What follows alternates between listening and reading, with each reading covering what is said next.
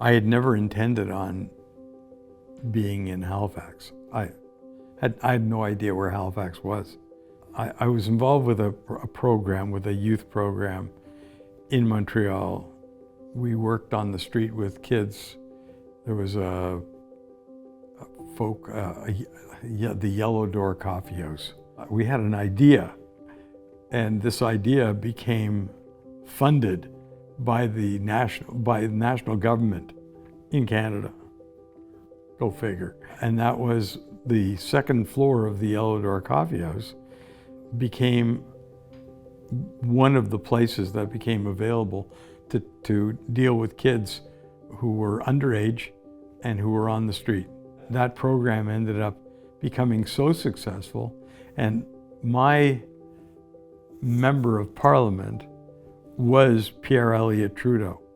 Trudeau fell in love with this program that we started, totally fell in love with it. And they talked about it at a very high level.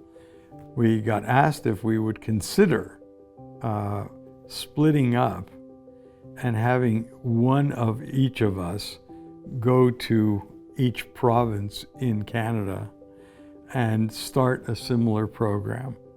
I was supposed to be placed in Winnipeg. I was also running summer camps in Quebec. The camp that I was running was a camp that was huge. It was a monster camp. It had 2 sessions, a month long each. And the first, each session had 500 kids, each session. And then the end of camp came, and I was going to be going to Manitoba.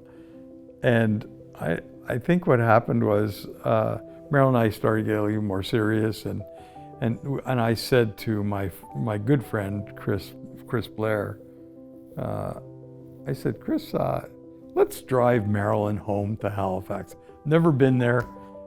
So we took her and we went to Quebec City, and then we went to PEI, and we just did a little trip, and we took Marilyn home to Halifax, and I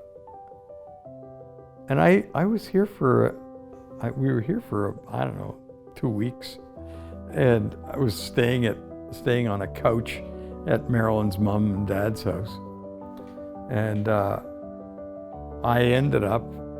I thought about it. I thought, geez, I liked Halifax. There was something about it that was kind of nice, and I called up the people in Montreal, and I said, look, who's supposed to be going to Halifax for this job, for the whole thing that we were doing?